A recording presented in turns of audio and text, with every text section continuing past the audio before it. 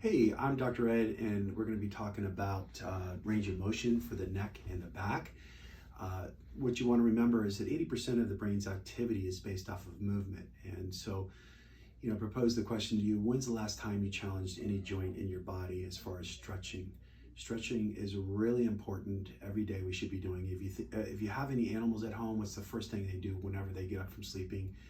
You'll see a cat go into cat back, or you'll see the dog go into downward and upward dog. So movement to challenge your joints is really important because it actually stimulates the brain for better function. You've probably learned in here about the autonomic nervous system. If you haven't, you can discuss that with Dr. Jason and I, and how to promote a healthier functioning autonomic nervous system through chiropractic and through stretching and exercise. So we're going to start with your neck range of motion. Very simple. When I wake up in the morning, I'm going to go through all 6 ranges.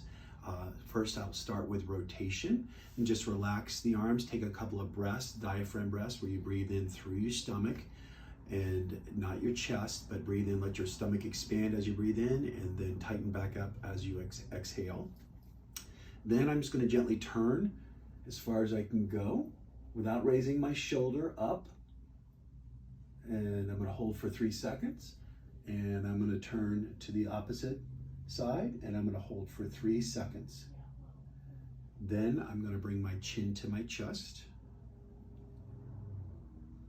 and I'm going to go nose to ceiling all the way up and stretch. And then I'm going to sit on my hand right at the thigh level here, and I'm going to take my opposite hand, I'm going to put it right above my ear, elbow right to the side. And I'm going to pull down just gently to my end range.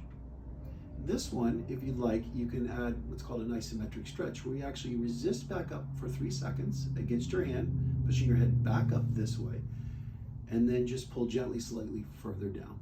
And that's going to help elongate the muscle. I'll demonstrate on this side.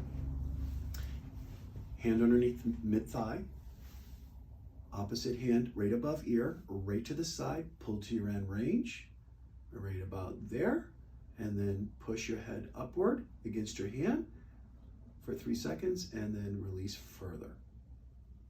Okay. And that concludes the cervical range of motion stretches. Those should be done daily. That's a great way to wake up, sitting on the edge of your bed in the morning. In a nice quiet time, take a couple of diaphragm breaths again to relax, and then ease your way into stretch and make sure you're breathing when you do stretch, okay? Now, let's go to the lower back. Stretching the lower back, I like to stand up with the bed behind me. So the bed's right here where my chair is, and I'm just gonna widen my stance, wider than your shoulders, and you're just gonna slide down.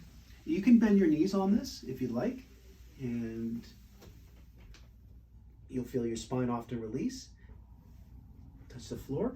To come back up, you can bend your knees, almost sit back on the bed, and come up so you don't strain your lower back. You want to hold that for a good 3 to 5 seconds. All right.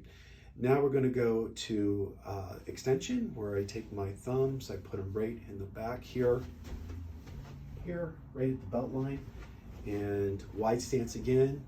And again, if I get dizzy or anything, I've got the bed right there to fall back on or grab. So just push inward and look up the ceiling again and stretch gently. If you have any pain, don't go into pain. Let us know, please. Next, we're going to make what we call a teapot. You can see the handle here and the spout, but we're not going to pour this way. We're going to pour opposite. So I'm going to push the hip gently in. I'm going to reach overhead, and I'm going to stay in one plane, meaning I'm not going forward. Okay, so a lot of people, what happens is they are limited in range and they start to go forward to compensate. You want to go straight and reach for the opposite wall while pushing the hip slightly across the opposite way. This, you'll get a stretch in the groin region as well as the lower back. Same thing here.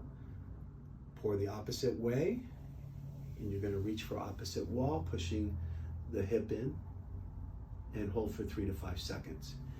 And then next, you're going to bring your arms up as such.